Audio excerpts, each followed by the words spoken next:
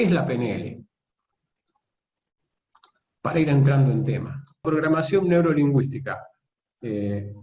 Esos programas, ¿sí?, que están instalados en nosotros desde que estamos en el vientre de nuestra madre. Algunas corrientes hasta científicas afirman que incluso hay memoria genética en esos programas, ¿sí? Otros hablan de cosas mucho más profundas que no vamos a entrar a evaluar acá porque no es la misión de la PNL juzgar ni evaluar. No trabajamos con contenido, ya vamos a ver qué es eso, sino con procesos. Bien. Pero esa programación impacta en nuestra neurología, ¿sí? Vale decir, nuestro sistema nervioso, que es el que nos permite percibir el mundo, ¿sí?, se ve impactado por esa programación. Vale decir, yo veo algo, a ver, una persona que tuvo una mala experiencia, ¿sí?, tuvo un accidente o sufrió, de pequeño subió un avión y para mala suerte de él, en ese momento el avión entró en una tormenta, entró en emergencia, estuvo a punto de morir, sufrió una experiencia traumática, ¿sí?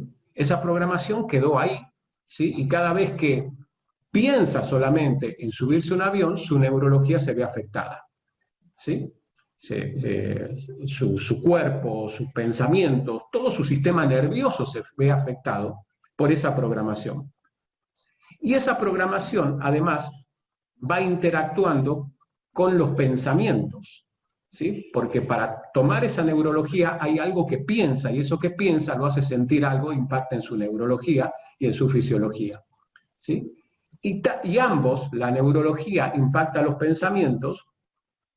¿En qué caso, por ejemplo, una persona que sufre ataque de pánico? Primero siente algo neurológicamente, ¿sí? Se pone nervioso, le sudan las manos, y eso impacta en sus pensamientos.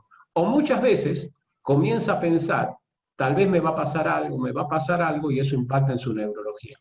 Entonces, todo es como está interactuando, pero tiene que ver con eso, sí, me gustó, Pamela, muy buena definición.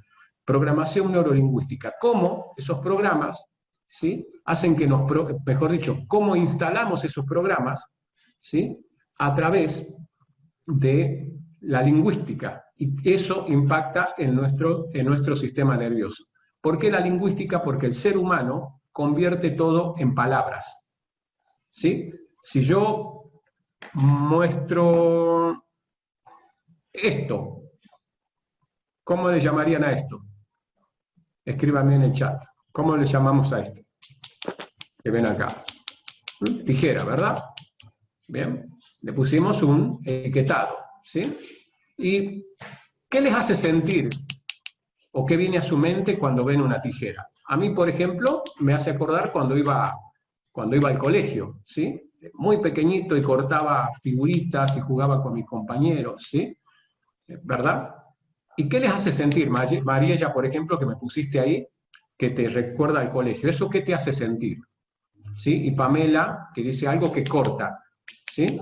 Eso que lo etiquetaron, ¿les hace sentir algo? A mí me hace sentir nostalgia, me hace sentir cierta felicidad, ¿sí? Otro dice tijera de podar, adornos, recuerdo de niñez.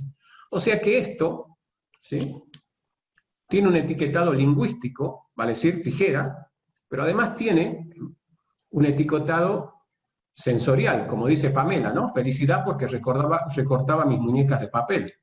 ¿Sí? Mariella dice recuerdos de la infancia. Hay recuerdos. ¿Y qué pasa si yo, fíjense, en vivo y en directo hago esto, agarro la tijera y ¡prac!, me corto el dedo? ¿Qué dirían?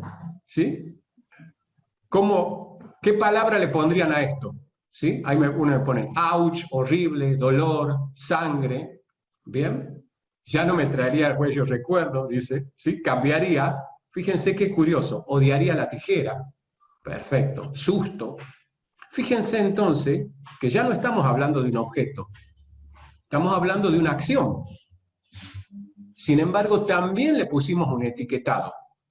Horror, dolor, sangre, lo que sea. Un etiquetado lingüístico. Pero además, ¿qué le genera el solo hecho de que yo haga esto?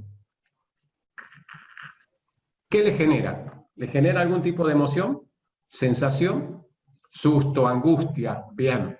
Entonces, como pueden ver, El ser humano etiqueta todo, no solo los objetos, no solo las personas, sino las acciones, las emociones, todo lo transformamos en palabras. Por lo tanto, nuestra programación está hecha de palabras y de emociones, de sensaciones. Por lo tanto, para cambiar esa reprogramación, no solamente tengo que cambiar el etiquetado lingüístico, sino que tengo que cambiar el etiquetado sensorial. Por eso que tiene sus limitaciones, por ejemplo, la motivación. Si yo estoy angustiado, triste, deprimido, y empiezo, estoy bien, estoy feliz, estoy bien, estoy feliz, estoy bien, estoy feliz. Puede ser que en el momento cambie eso, ¿sí? Simplemente porque cambio mi fisiología y eso impacta también en mi neurología, ¿sí? Por eso es imposible estar deprimido si uno hace deporte, si está corriendo, no puede estar deprimido, porque cambia la fisiología. El tema es que cuando uno se cansa, termina de hacer eso, vuelve a caer.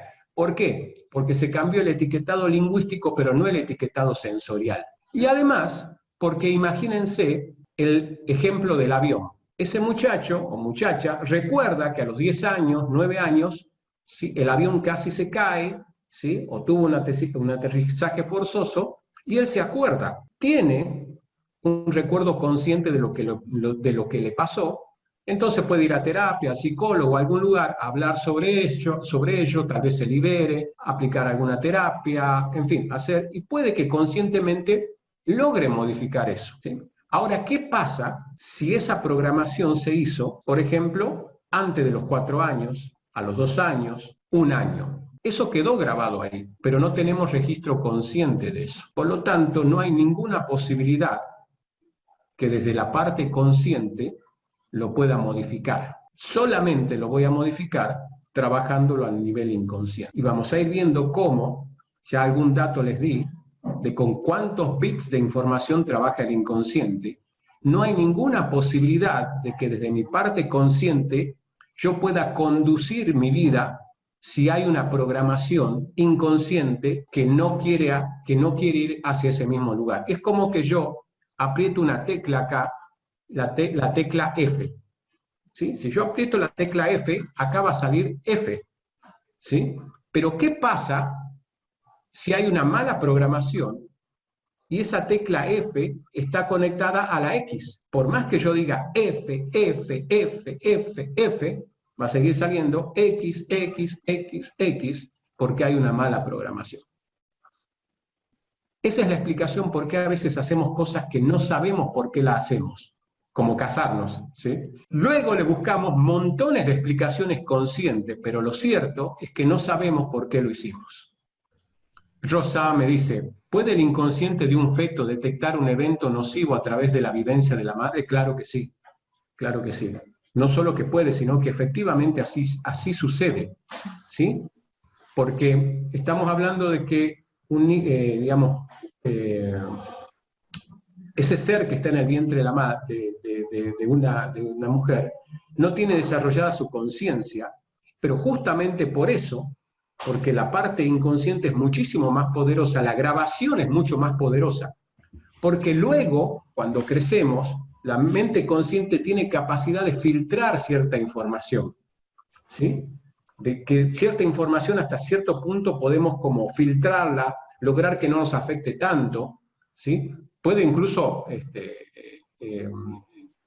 subirse a un avión con miedo, pero gestionar emocionalmente eso. Pero cuando no se puede hacer, ¿sí? Por ejemplo, en los casos de fobia, una persona que ve, no sé, una cucaracha, me ha tocado trabajar con personas que tienen fobia a una pluma, ve una pluma y colapsa su sistema nervioso. Entonces uno dice, desde la parte consciente uno dice, pero eso lo puede manejar. Entonces sí, la respuesta es sí, Rosa. De hecho, una de las programaciones más profundas son justamente cuando estamos en el vientre de nuestra madre.